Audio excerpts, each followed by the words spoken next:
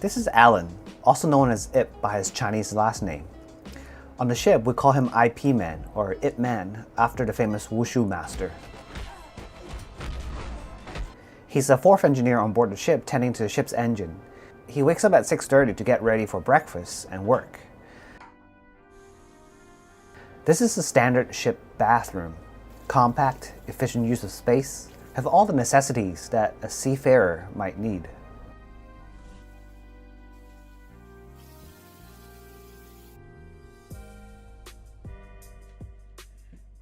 Engineers, they all wear boiler suits for work, even in port. And yes, our company's boiler suit is in prison orange. We're cool like that. After getting changed, Alan has a standard set of equipment that he carries throughout the day for work. He also neatly put it at the corner of a desk prepared from last night. A torchlight, pens, USB, watch, earplugs, camera, and his keys.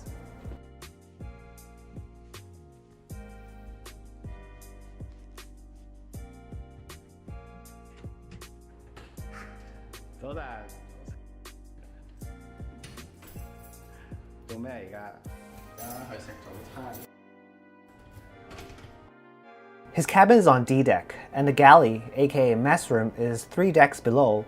We can take the stairs or the elevator. Alan opted for the stairs because it's faster.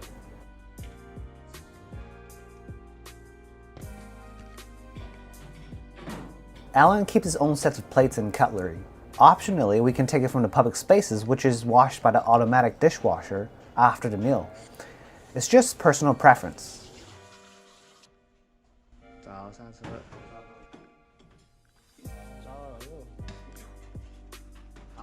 We'll come back and take a closer look at the breakfast later.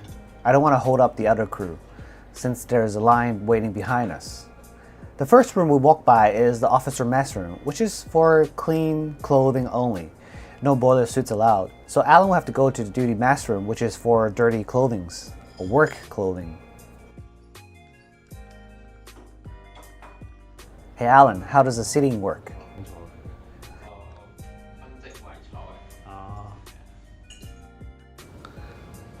So while Alan's eating breakfast, let's go check out what's on the menu for breakfast. This is the chief cook.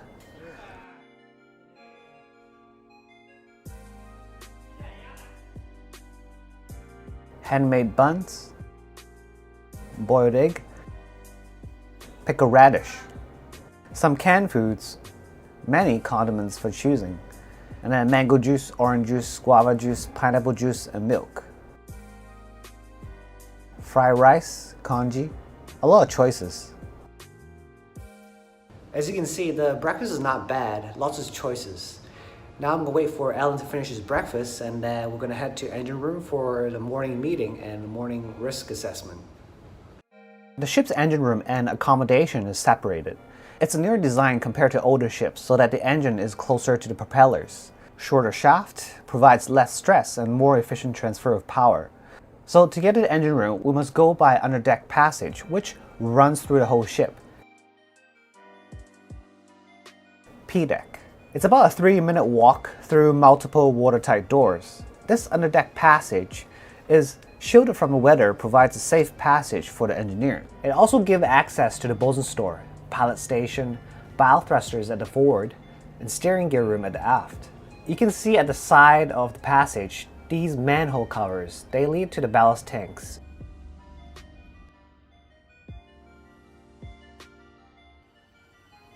And we're here, the engine control room.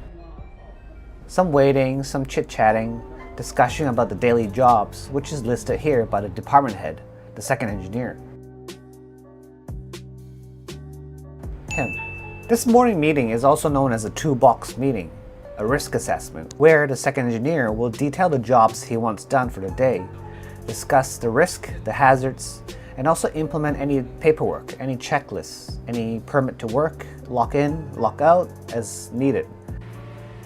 After all this, Alan gears up in safety helmet and safety boots and go for his morning rounds. This round is to take the readings of all machinery gauges, all 12 lines of cylinder, the turbocharger, and other secondary systems such as the generator, boilers. All these he writes on a piece of paper and later transfer into the official logbook back in the engine control room.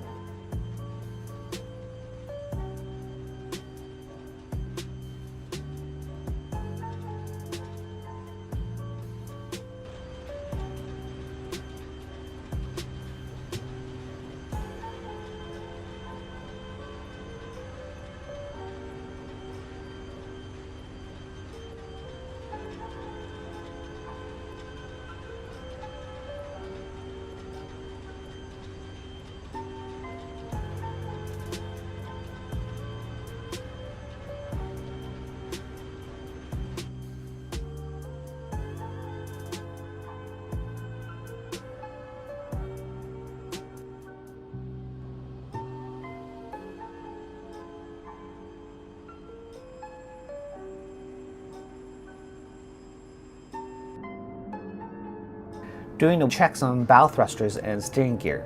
There's not much to do, just check up on gauges, see if any leaks or anything abnormal. Done, and on to the steering gear.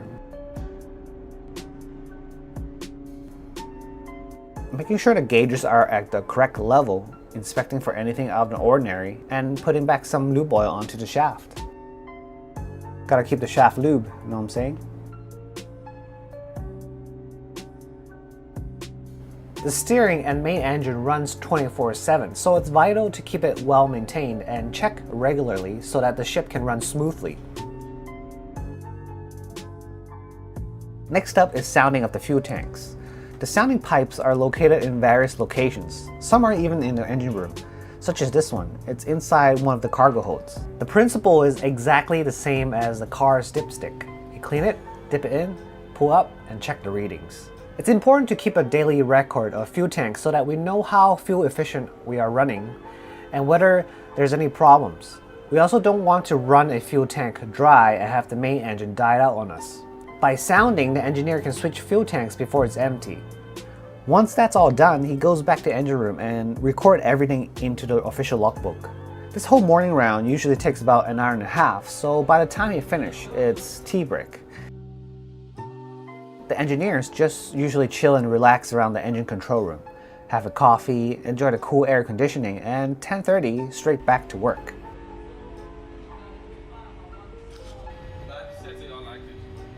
After tea break, the second engineer assigned him to a new job. He's going to take apart one of the main engine fuel pumps and do some maintenance work. To start, he turned off the pump and have to drain out all the residual oil. Oh, and this alarm is one of the dead man alarms that's placed everywhere in the engine room. It's extremely loud so that it can be heard over the loud engine. It has different ringtones. This one is someone calling the engine room by phone, probably from the bridge. Anyway, back to work. Pump out the fuel and dump it into the waste oil tank. Most ships nowadays switch to low sulfur fuel oil, which has much lower sulfur content than traditional heavy fuel oil, for the sake of environmental friendly and regulations.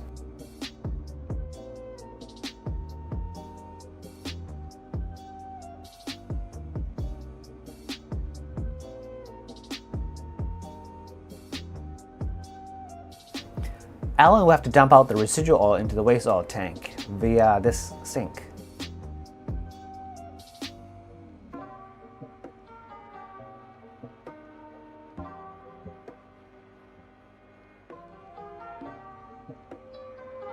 After a few buckets, the fuel has been drained and cleaned. It's time to take it apart. It may look small, but it's extremely heavy, so we enlisted the help of a chain and blocks.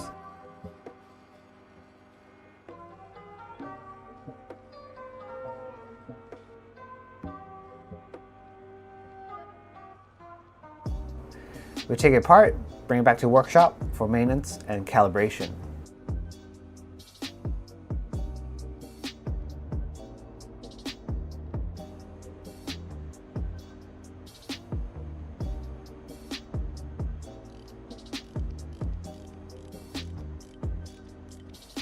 (12 p.m. and it's lunchtime. The engineers will first group up in the engine control room, waiting for everyone to assemble. They will then use the engine room alarm to notify everyone. just in case someone forgets the time and is still working. Once everyone's here, they will switch to unmanned mode and head back into the accommodation.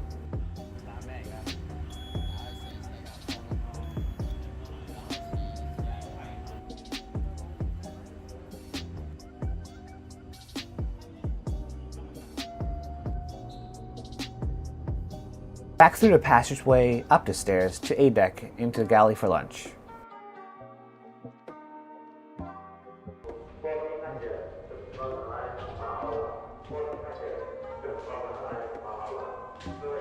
The ship is traveling east, so this announcement was to alert everyone that today we are advancing clocks by 1 hour.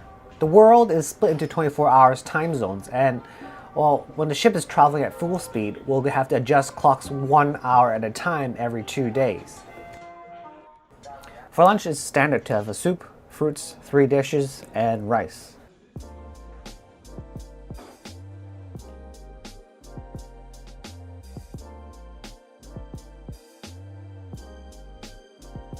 Any leftovers are separated into food waste bin, and everyone washes their own dishes.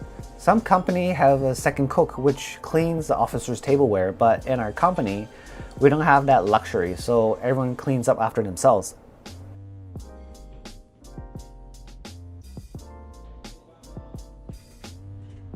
Now this is during the COVID-19 time, so after lunch, everyone will head up to the bridge for temperature testing and recording.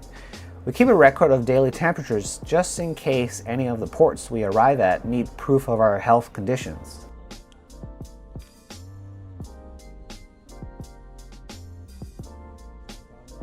We still have until 1 p.m, so Alan will go back to his cabin and relax a bit.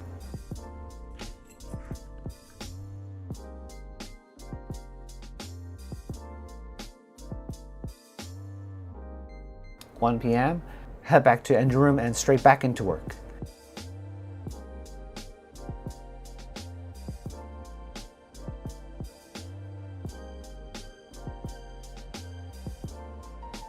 You'll notice that they always report to engine control room first before starting any task.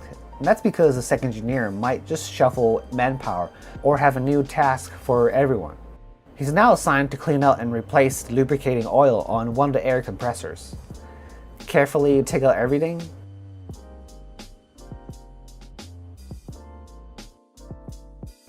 Drain out the oil using suction pump and then clean with rag. Once cleaned, they just put back a new oil.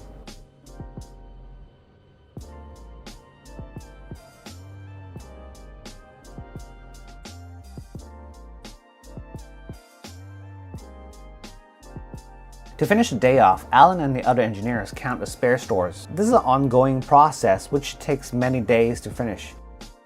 They usually leave it until the end of the day after all the more important tasks are done and continue where they left off from yesterday. The engine room is huge and there's more than 1,000 spare parts. So they just have to do their best until 5 p.m. and then get off work.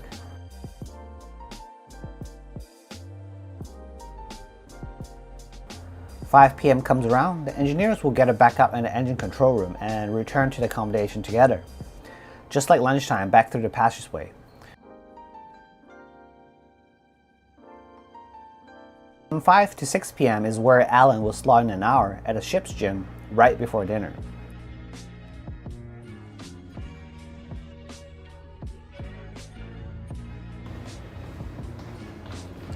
We're outside Alan's cabin right now. That's his cabin card.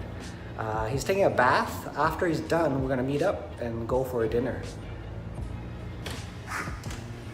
Yo, take 5. Let's go.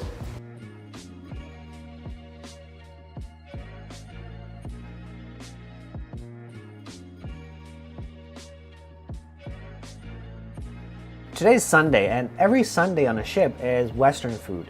Spaghetti, French onion tomato soup, garlic bread, fries, spring rolls, prawn crackers.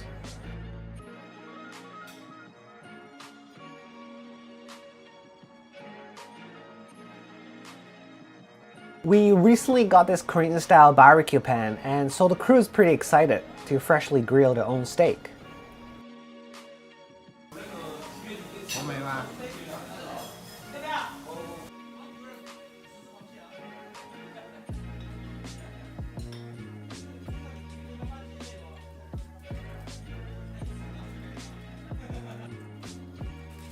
And for dessert is my favorite, Haagen-Dazs Vanilla Almond.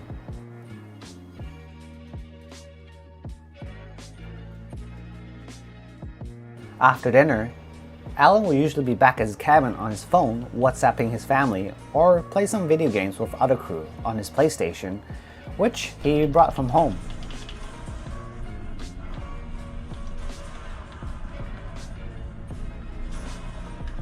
At 8 p.m. we go for daily nighttime engine room rounds.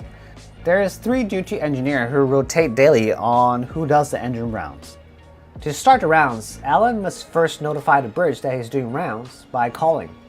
And that's for safety and security reasons, since most of the time he's alone. Because the engine room aren't fully manned during the night, they had to check everything before going to bed. All the gauges, levels, temperature, piping, and loose items. All equipment supposed to be off are powered off. Any abnormal sound, heat, noise in the machinery and equipment. The engine room is pretty huge and lots of machinery, so that's why it takes about an hour. It's way too long to document all the checks.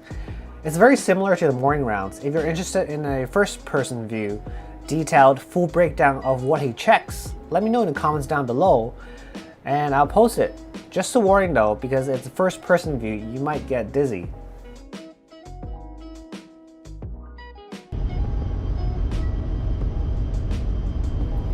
So this last part is quite interesting. Not all ships does this, depending on the chief engineer, but since the accommodation and engine room is separated, the chief requires the duty engineer to stay and sleep in the engine room on standby in case any engine problems. Because, well, running from the accommodation to engine room takes time, and this is what Alan does. He brings a sleeping bag. It's not exactly the most comfortable place since it's right in the heart of the engine room with lots of noise and vibration. But the good thing is that the next day he has the morning off so he can sleep in. And that's a day in the life of an engineer. Leave down in the comments below what you think and subscribe for more. No, seriously, do it. Subscribe. So when the next video come out, you'll be notified. And I'll see you next time.